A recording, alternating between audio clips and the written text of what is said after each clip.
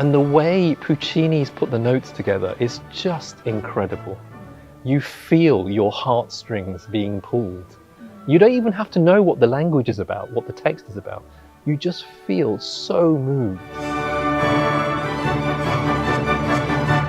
The aria comes in, all this kind of activity, all this stuff going on, and then you plant this 3 minutes of ecstasy where everything just calms down. Yeah. And I just imagine everyone in the audience just suddenly all their anxieties calming down. So it's kind of for me like a therapy.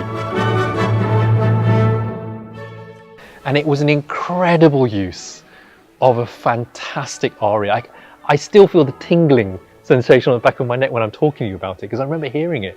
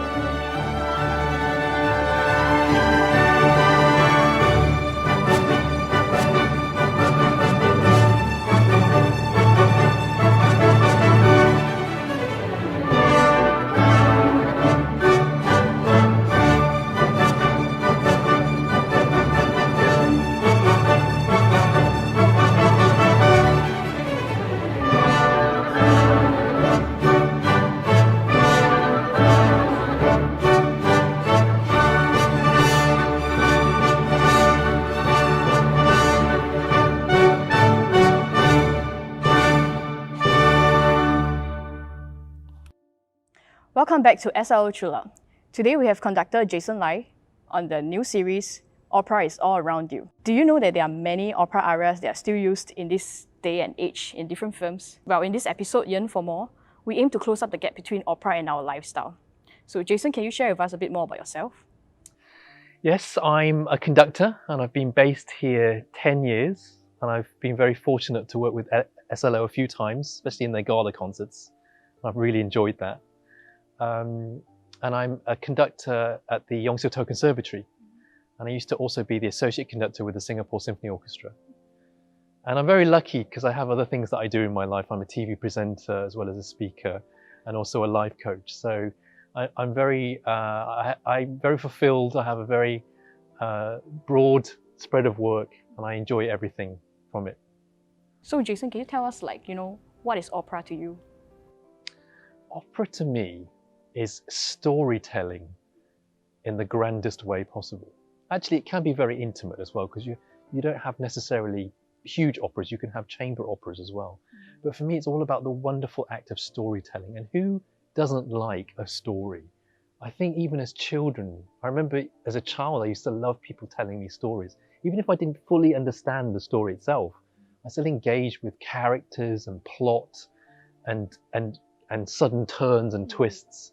And I think for me, opera is about great storytelling. And of course, we have so many wonderful stories to choose from. And they've all been told in an extraordinary way. You have huge cycles of opera from Wagner, and then you have chamber operas from Benjamin Britten, which tell stories at more of an intimate level.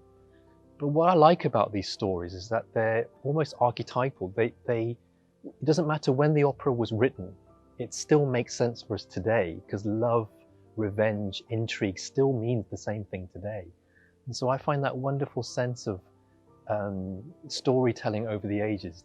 That's for me one of the wonderful things about opera. So do you feel that we need opera in our life? Yeah, I think we could all benefit from watching an opera. It's not everyone's cup of tea. For instance, I don't particularly want to go and watch a football match, but I'd like to do it once in my life, right? And I always say to people, just try going to see an opera. You might like it. And for me, I mean, the human voice is such a personal instrument, right? It's the instrument we're born with. You can't buy this instrument. It's there, right? And when you hear an incredible voice, it's so profound. It can literally stop you in your tracks and you're just like mesmerized by this unbelievable sound coming out from someone's belly, lungs, whatever, right? Resonating across a space, a concert hall, or through your device if you're watching it online.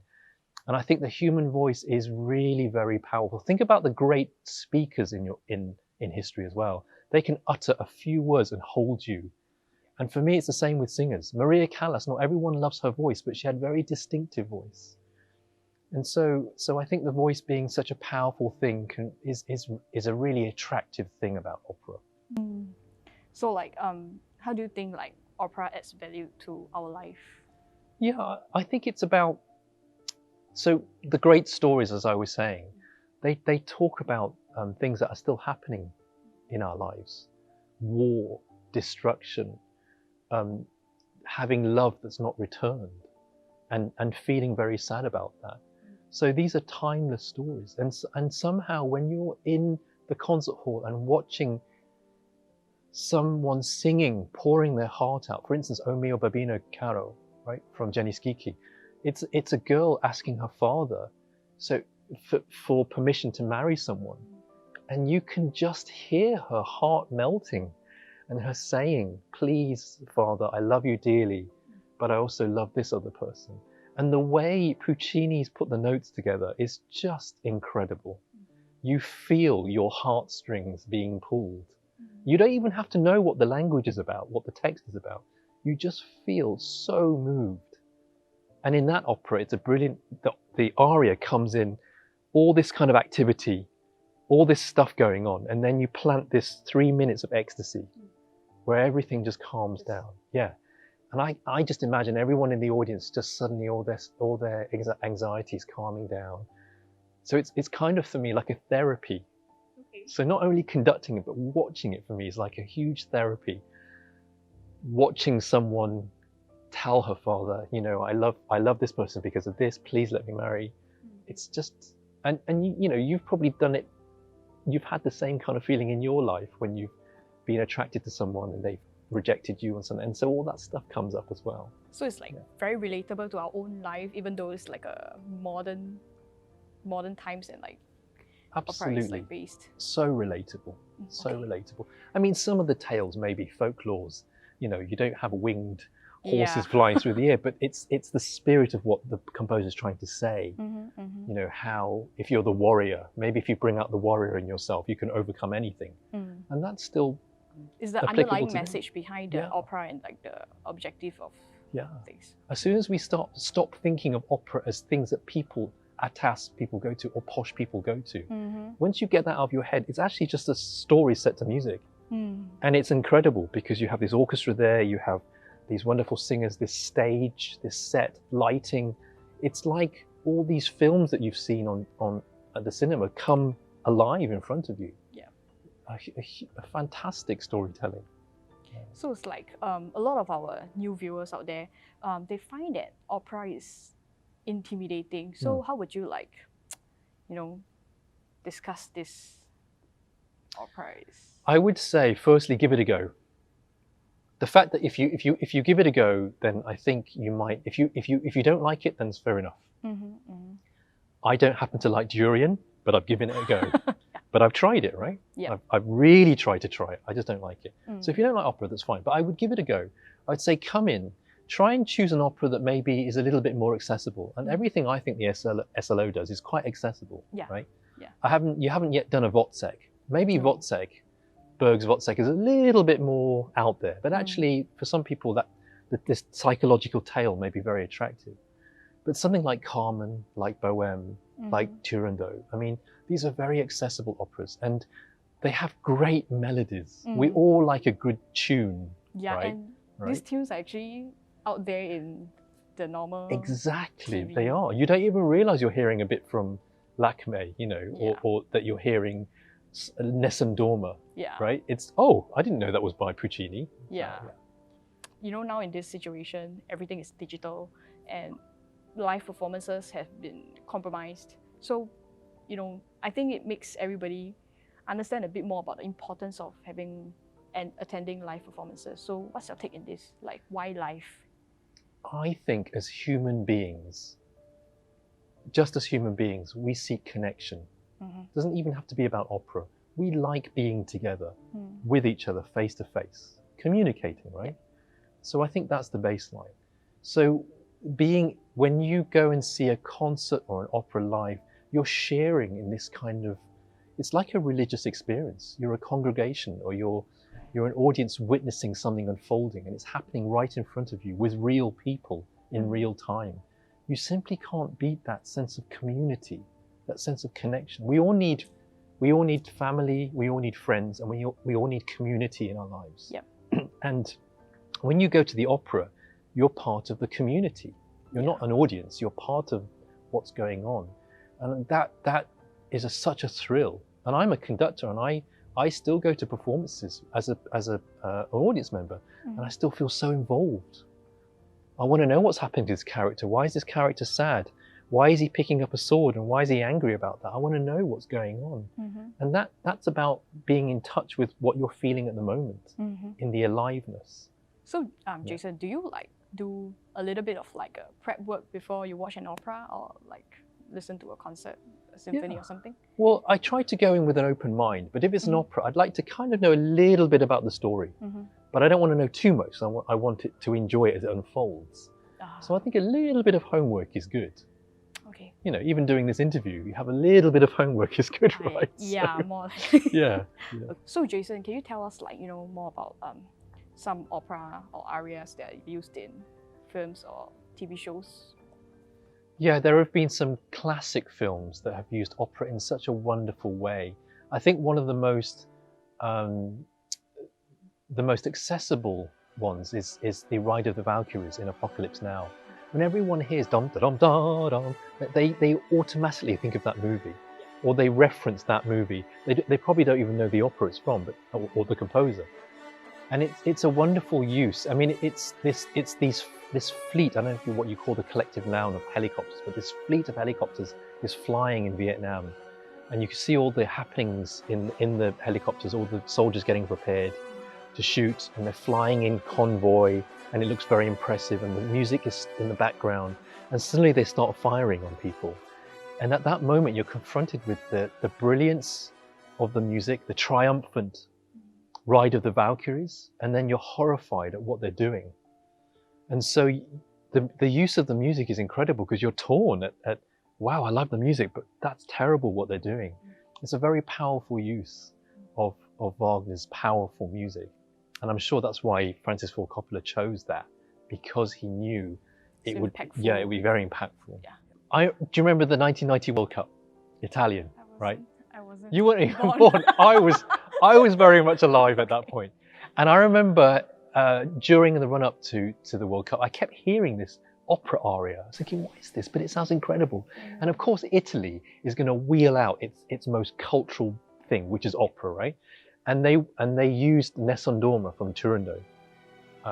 And it's incredible. You had Pavarotti singing it. And it starts off very soft, and it builds and builds and builds. And he hits this highest note, the top B at the end. He says, Vincerò, we will win, we will win. Of course, it's talking about winning the World Cup. And it was an incredible use of a fantastic aria. I still feel the tingling sensation on the back of my neck when I'm talking to you about it, because I remember hearing it. And I didn't know where it was from, so I was asking all my friends, where is this music from? I think it was a brilliant, magnificent use of a fantastic aria. And it really instilled in you a sense of wanting to win, you know. And of course, it set the three tenors off on this world tour. And thankfully, it really put opera on the map, because people started going to their concerts and hearing these arias from various operas. So I'm very grateful for the three tenors. I know it's a very publicity thing, but they really helped spread the word of opera. So Jason, what do you yearn for more in opera? Many things. I yearn to do more opera. I yearn to conduct more opera, because it's something I did very early on in my career.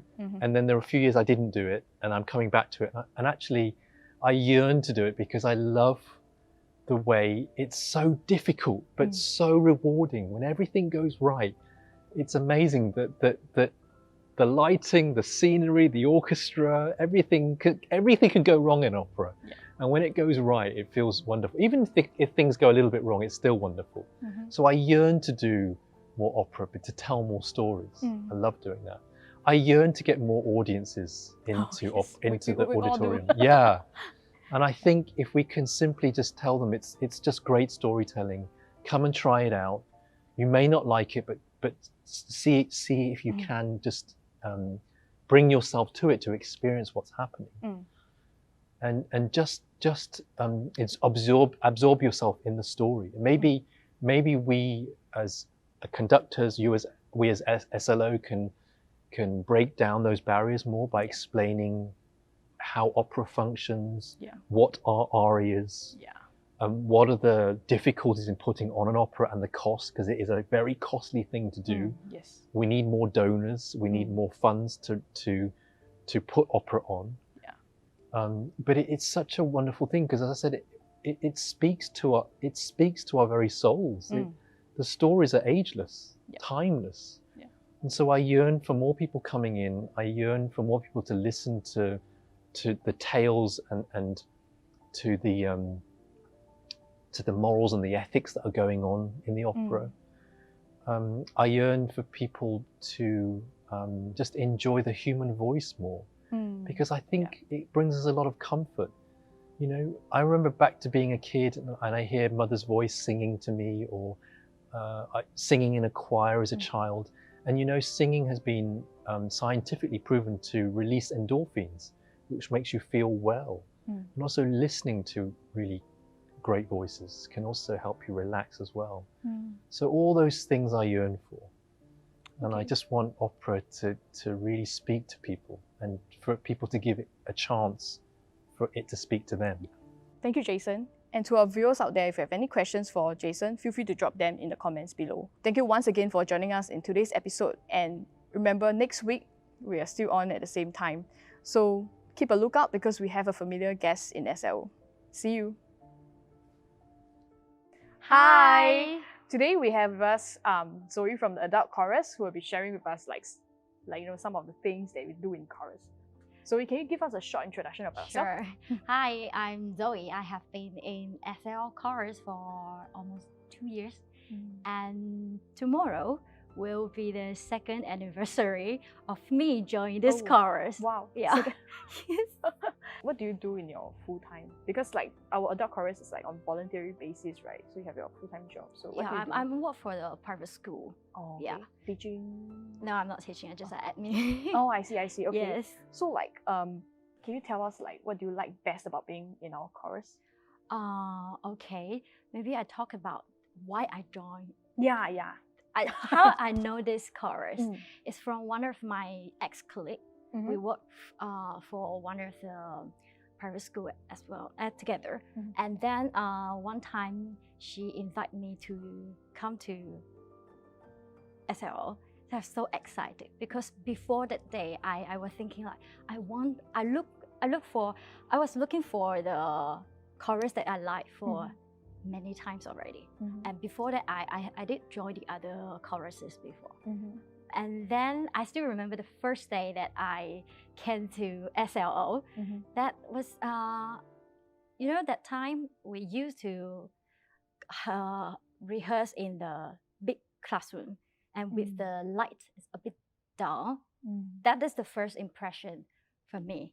That why I cannot see my score clearly. And then but the vibe changed as soon as the music starts. Okay. It's like the piano start to play the music and the members was singing. And I still remember the first song. That song is from one old musical theater. It's called Tonight. Oh, okay. And once they sing, I feel like, wow, suddenly it's like there was a ray of glorious light and radiate the whole room. And I was like, oh wow, that is the feeling and that is the chorus that I want to join. So before that, do you have musical background, sing background? Me? Yeah. No, I just joined some this is my hobby actually. I'm not doing this for very professional. This is my before that I joined the other chorus, but singing those pop song and folk song and not opera. But I like opera and musical theater.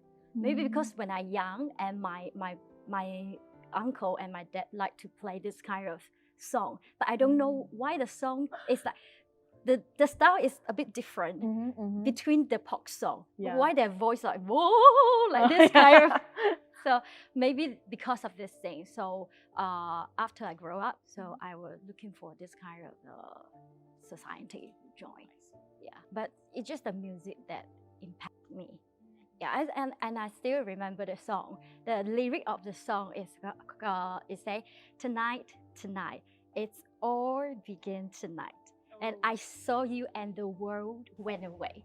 And I was like, oh wow. It relates to how you feel that night, yes, right? Yes, and I was like, everything started that night. So that's the feeling. That's from West Side Story, right? Yes, yes, correct. So have you been part of our opera production? Yes, I did last year. Common. That is the first opera production I participated in. So you want to tell us more about how you feel, your overall experience being part of the opera production? Okay, yeah, it's really grateful I can join this kind of production, and I'm able to. It's very appreciated that able to work with those experienced singers and musicians, and also let me know organizing this kind of opera production is take a lot of a great deal of efforts, and also that need many people efforts. Those people may not be seen on the stage. Yeah, so we did a great job, I think. And last year, it's like the magical year. I really like it because not only opera production, we also have the opera in the park and gala concerts. Yeah. And yeah, so you like sang for like sort of like all the things that we had last year with the chorus? Yeah, yes, I joined almost everything. Yeah. We really appreciate our adult chorus because like everybody's like on, like I said just now, everybody's on voluntary basis, and then like, you know, you take time off after work to come over, and where I think you can recall during Carmen, we have like almost 2-3 weeks. Oh, 3 weeks. Almost 1 month, I think. Yeah, almost 1 month, right? The rehearsal almost that. Yeah, and weekends you have to be there, do the blocking. So you have to memorize the music. You have to know. I think you guys sort of like dance a bit. Challenge. Yeah, and then like language. Steps and blocking, right? Yes. So like, how do you feel about that? Like, what are some challenges you have faced? I think most of those we feel like very interesting. Yeah, it's more than challenge. Yeah, and also joining this kind of things is really enrich my life. I'm quite like I very look forward that every weekend that tomorrow I'm going to rehearsal, and tomorrow I'm going to meet my friends and all the members. Yeah. So like, wow, so good. It's like I talk to you, right? I feel like I also want to join the adult chorus. Come, but don't let Terence hear that. Okay, so like my guess would be you enjoy being part of the opera production most, right? As compared to like opera in the park and the gala concert. So of course, because opera is more like acting. And like there's everything, every element in it. Yes, with the orchestra, then the music is like fantastic. Okay, so like, do you have any like tips or advice for people who might want to join the opera chorus, but you know, a lot of people are sometimes very shy to open their mouth and sing or to like be part of this kind of thing. So don't be shy because it's a chorus. A lot of people together, and then maybe your voice might not be heard because their voice is really loud. So I think the advice to the audience is that because the music of opera is timeless and emotional, and if you like music, and I think just have a try and have a listen. Maybe just grab a ticket and maybe like be open-minded, and you may explore a whole new world of the artistic treasures. That's very wise. Thank you for sharing with us so much today, Zoey. It's really interesting to see things from a perspective of the chorus. You know what I mean, right? Yes, I get it. Yeah. Okay, so if you have like questions and you want to find out more about our chorus, please feel free to reach out to us from a link below. Thank you and goodbye. Bye. Bye.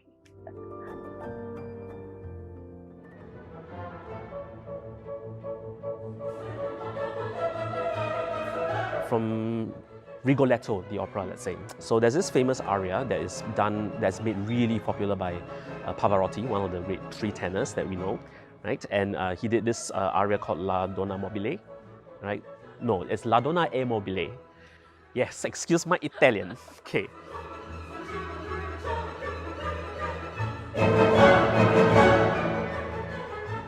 We all like this kind of stuff. Right, I mean, those are the Korean dramas, the Taiwan dramas, absolutely, and all. Yeah, but these songs were 100+ years, so are they not relevant then to what it is today? And I think it still plays a part. It's just that we unconsciously try to deny it, but we have to admit that.